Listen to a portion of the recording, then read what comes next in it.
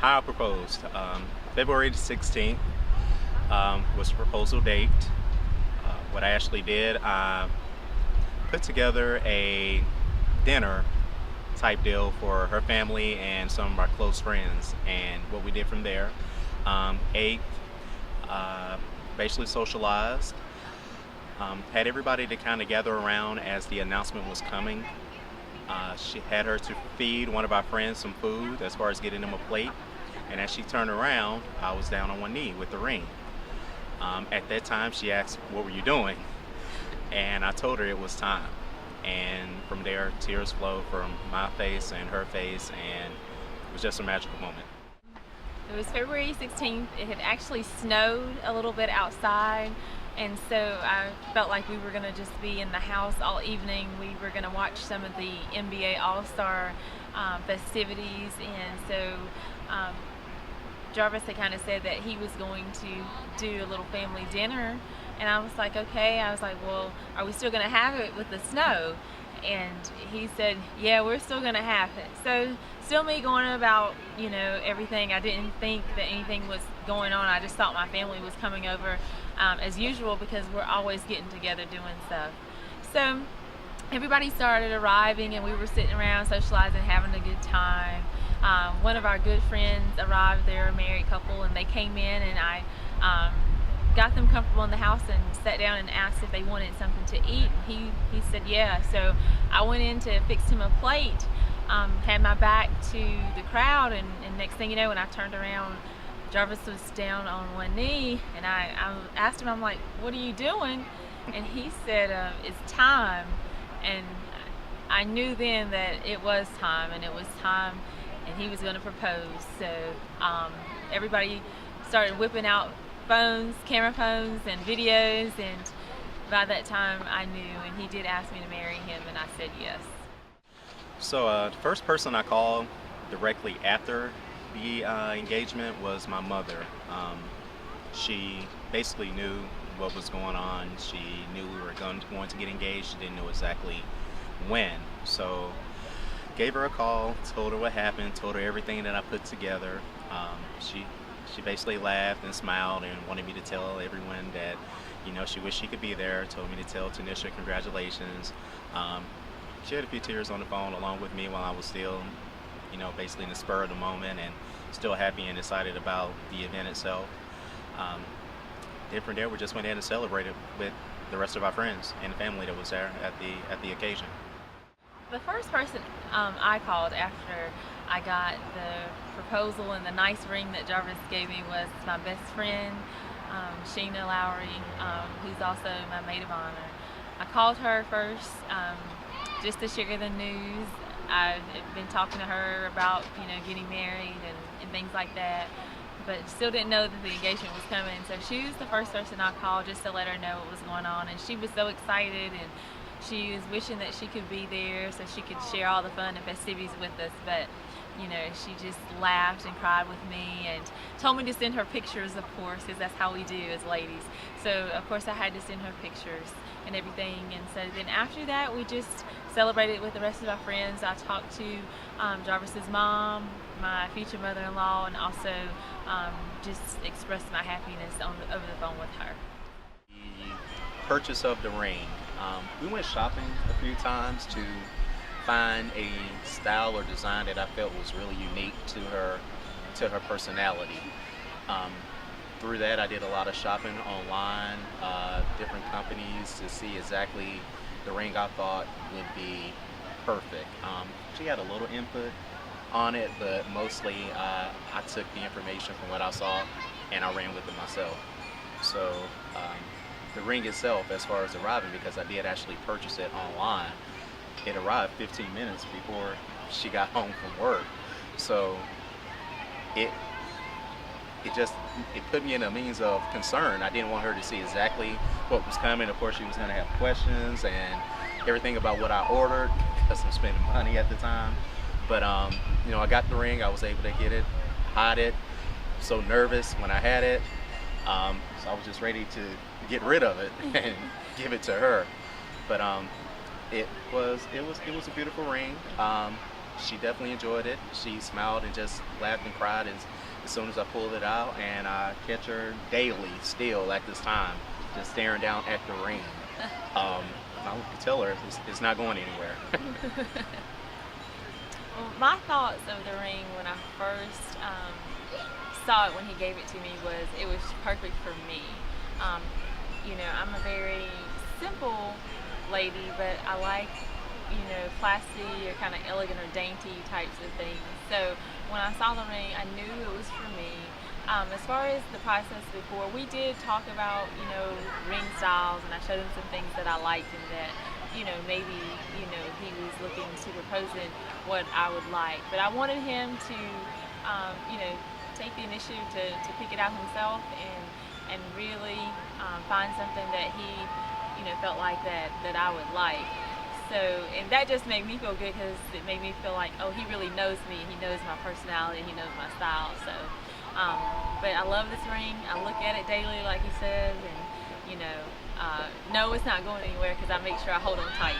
I definitely have to thank my best man, Kelvin Pratt, because without his assistance, the purchase of the ring would not have happened. So I definitely want to thank him for that.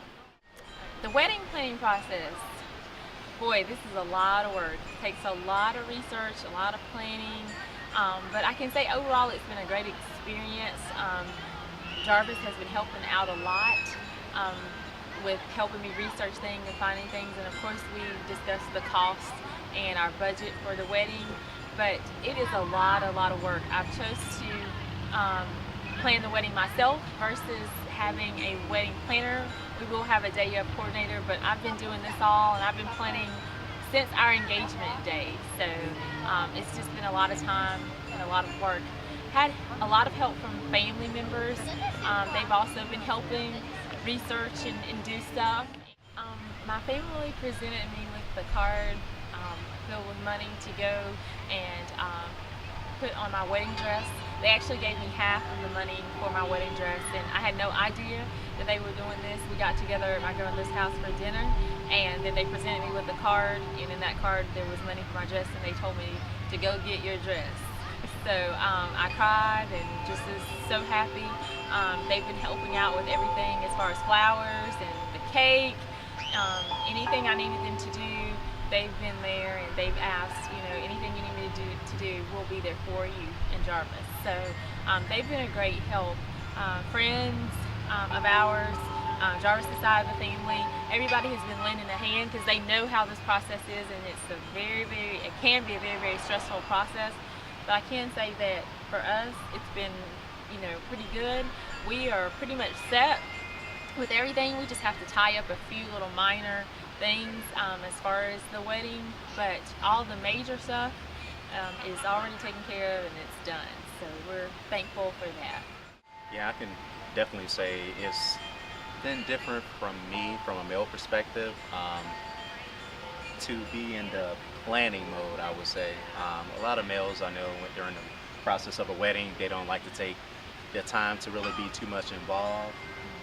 Besides maybe on the food and the cake primarily, but I thought that this was a joyous occasion between the both of us, so I definitely wanted to be one of the males that would be more involved, more hands-on, more directing the process of helping my spouse throughout the entire planning itself. So I'll call over to a couple of vendors.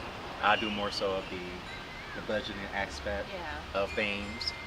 Trying to keep me within the budget. Absolutely.